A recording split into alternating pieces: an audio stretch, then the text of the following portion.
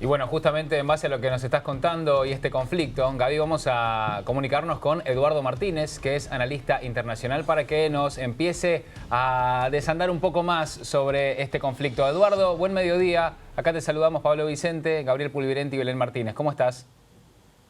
¿Qué tal? Buenas tardes a todos. Gracias por atendernos, Eduardo. Bueno, conflicto de semejante magnitud, como recién nos estaba contando Gabriel, entre China, lo que es ahora la zona de la India, el convenio que tiene China con Irán, ¿todo tiene que ver con todo? A ver, porque uno menciona muchos países y capaz que la gente se confunde. Esto es un lío terrible. Claro. En realidad, simplificándolo para que la gente lo entienda, qué es lo que está ocurriendo. Los británicos estuvieron mucho tiempo dentro de la India, ¿no? Logra la independencia en el 48 con todo el proceso que hace Gandhi de independencia sin disparar un solo tiro. Y en el 48 la India se separa de Gran Bretaña, ¿no? Del Reino Unido. Y ahora, ¿ahí qué pasa? Gandhi muere un año después, logra ver una India independiente, pero no logra ver una India unida. Ese fue una de las grandes cosas que Gandhi le quedó como un gran dolor de ese proceso. Se dividen en tres. Lo que le llamaban Pakistán del Oeste, que hoy es Pakistán, el Pakistán del Este, que es Bangladesh, y ese triángulo muy parecido al triángulo de la Argentina, que es la India, ¿ok? Esos se separan, digamos, ¿no? Se hacen independientes. Pero en el momento que se hace ese proceso, si ustedes ven el mapa de la India, arriba de ese triángulo hay como una especie de joroba, ¿no? Esa joroba es Cachemira. Cachemira, cuando estaban parte del Imperio Británico, ellos prácticamente cooptaron toda la industria textil de ahí. De ahí viene el cashmere, que es un producto textil que los británicos lo reconocen como si fuera propio, pero es hindú. Pero cuando se separan, digamos, Pakistán, la India, Bangladesh y demás, quedó en disputa primero entre Pakistán y la India parte de Cachemira. Los dos lo reclamaban. Y un año después de la independencia de Gran Bretaña, viene la victoria de Mao en China y Mao reclama parte del norte de esos territorios, por lo cual los tres entran como una especie de disputa en un territorio que es medio complicado de demarcar, porque hay una parte que hay ríos, hay una parte que hay montaña, otra parte que es valle. No hay una línea muy clara de dónde empieza y termina cada uno de los países. Si sumamos que los tres son potencias nucleares, que ya tuvieron muchos conflictos, sobre todo entre Pakistán y la India, muchos, y si sumamos la guerra que hubo entre China y la India, que prácticamente la India no la peleó porque perdió muy rápidamente, es una de las zonas de conflicto más calientes del mundo. Siempre lo fueron, aunque otros lugares tuvieron más prensa. En ese lugar las embestidas entre ellos son constantes. Siempre ocurren. El problema es que la India le dice a China que le sacó 38.000 kilómetros cuadrados, Pakistán le dice a la India, me sacaste una parte de Cachemira que es nuestra, la India dice, eso siempre fue nuestro del territorio original. Es decir, nunca entre los tres pudieron ponerse de acuerdo. Pero ¿por qué es noticia ahora? Y bueno, es noticia ahora porque desde hace un mes empezaron los conflictos directos. Es decir, entre China y la India, en ese territorio que no está muy bien demarcado, empezó a haber conflictos, hubo muertos, las patrullas empezaron a ser armadas cuando no lo eran. Entonces, el mundo empieza a mirar para ese lado donde 2 de cada 5 habitantes del mundo o son chinos o son hindúes. Claro. Y los tres son potencias nucleares. Entonces, uno ve que realmente la situación es preocupante, ¿no? Bien, Eduardo, y todavía no nombramos a un actor que le gusta ubicarse donde están ubicados los ojos del mundo, que son los Estados Unidos. ¿Qué pensás qué postura va a tomar? ¿Se va a meter? A ver, tiene un aliado estratégico que es Pakistán, Estados Unidos. Un aliado incómodo, siempre lo fue. Siempre fue un problema Pakistán. ¿Por qué? Porque Pakistán es un país raro. Hay como un estado dentro del otro en Pakistán. El estado que está dentro del otro son los servicios secretos pakistaníes, que se manejan como si fueran otro estado. Que fueron los que dicen cobijaron a Bin Laden cuando lo encuentran ahí. Claro. Entonces, siempre tuvieron como un problema, ¿no? Con Pakistán. Los consideran aliados, los han ayudado, Pakistán los ayudó en la guerra afgana, pero es más, casi todos los contactos de la CIA que operaron, digamos, estaban en Pakistán. Es decir, por eso fue un gran dolor que encuentren a Bin Laden adentro de Pakistán y a 10 cuadras de lo que era el centro de pakistaní de entrenamiento militar, como diciendo que no sabían que estaba Bin Laden a 10 cuadras. Entonces, siempre hubo como una relación amor-odio, con un país muy complicado, donde cambió muchas veces de gobierno. Recién en los últimos años se transformó más en estable.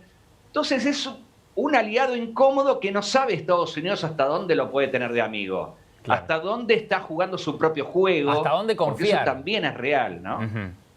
Perfecto. Eduardo, en el caso de Modi, que es el primer ministro indio, y Xi Jinping del lado de la China, quieren llegar a una solución diplomática, o al menos eso es lo que dicen a la prensa, ¿no? Que quieren una resolución pacífica y demás. Pero hay mucha tensión en la zona. ¿Vos la ves probable, en este caso, una firma de algún tratado en algún momento de acá a futuro, o prevés que va a seguir escalando la tensión en la zona?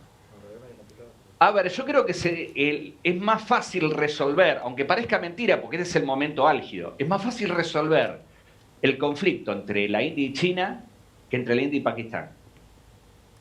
Realmente. Es decir, primero por dos razones. Por el tipo de gobiernos que tienen los dos, que son gobiernos que a su medida, digamos, ¿no? Con su propia impronta, pero que son relativamente estables, ¿no? La India va renovando su liderazgo, China lo mantiene dentro de lo que es el Partido Comunista Chino, pero son líderes, digamos, bastante estables. Pakistán ha tenido le ha sido más complicado mantener un gobierno estable. Es más por lo cual volátil, es más fácil Pakistán, dialogar entre dos presidentes que saben que van a estar todo el mandato, que bueno, todo eso lo vuelve más fácil. El problema es que es muy difícil delimitar esa zona. Y el tema del Tíbet, que es otra de las cosas, porque el tema del Tíbet que se viene dando del 49 cuando gana Mao, que debería ser, yo siempre digo lo mismo, ¿no? El Tíbet y Jerusalén deberían ser dos territorios religiosos internacionales, que no tendrían que haber disputas, ¿no? Tenemos grandes conflictos en los dos lados.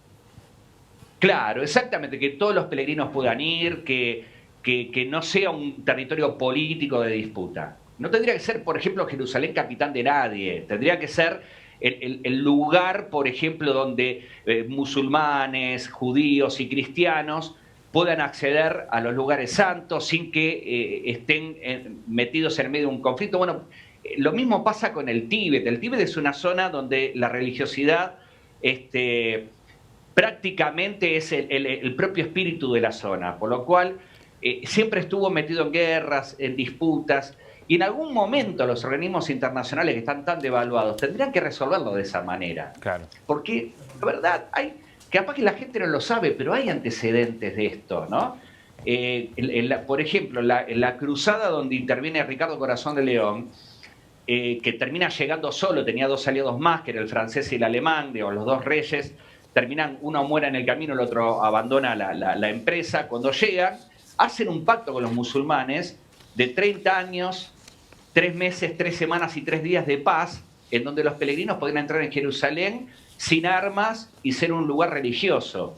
Y eso duró hasta que el califa musulmán vivió y que termina siendo asesinado y cae el espíritu. Pero ese tipo de situaciones pueden volver a darse, aunque sea 600 años después, si los organismos internacionales pensaran estas zonas como lugares religiosos para respetar justamente esos lugares santos, ¿no? Sí, si le dieran mayor trascendencia a simplemente una división política o a la propiedad de determinado Estado. Claro, es decir, yo creo que el tema de Cachemira, que es el que nos convoca hoy, puede resolverlo la China y la India mientras que haya un mediador confiable, ¿no? Creo que eso es lo que está faltando. No tendría que ser ni Estados Unidos, ninguno que tenga, digamos, problemas con alguno de los dos. Tendría que ser un mediador estable. De hecho, por ejemplo, la India ha sido un mediador importante en la guerra de Corea. Por ejemplo, cuando Rusia y Estados Unidos usaron a las dos Coreas para pelearse entre ellos, quien para la guerra es la India cuando logra mediar. Habría que ver quién quiere ponerse esa camiseta de mediador también, Eduardo. Claro, hay que buscar un mediador que logre por lo menos una zona, si no se logra una, digamos, una frontera muy delimitada, Sí. por lo menos que haya una zona, como digamos, una buffer zone, como se le llama en geopolítica, es una zona de amortiguación, en donde los dos puedan generar pactos, que sea una zona común de los dos. Hay varias formas de lograr esto. Lo que pasa que, bueno, obviamente hoy estamos en medio de una escalada, es difícil verlo, pero yo creo que es más fácil resolver el conflicto entre la India y China que entre la India y Pakistán, que se miran constantemente con desconfianza. Bien. Eduardo, gracias por tu tiempo, por estar con nosotros en este mediodía. Te mandamos un abrazo. Un enorme placer. Gracias. Eduardo Martínez, analista internacional, para empezar a analizar un poco más sobre este conflicto que nos estaba presentando Gaby Pulvirenti con lo que pasa ahí en la frontera entre India, entre China y todos los demás actores que se empezaron a sumar en este conflicto.